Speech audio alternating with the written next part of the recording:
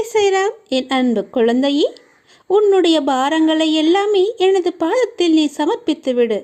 இன்று இரவுக்குள் 2 நிமிடம் இதை முழுமையாக கேள்.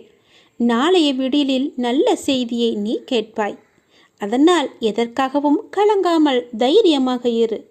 வெகு நாட்களாக நிறைவேறாமல் இருக்கும் காரியம் இப்போது உனக்கு கைகூடி வரப்போகிறது. நீ துயரத்திலிருந்து விடுபட போகிறாய். நீ வீணாக வருத்தப்படுவதை தவிர்த்துவிடு என் தங்கமே. உனது வாழ்க்கைக்கு நானே பாதுகாப்பு.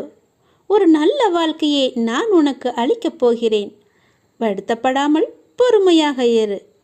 கர்ம வினை எல்லாமே இப்பொழுது நீ அனுபவித்து வந்து கொண்டிருக்கிறாய். பல இழப்புகளை எல்லாமே சந்தித்து விட்டாய்.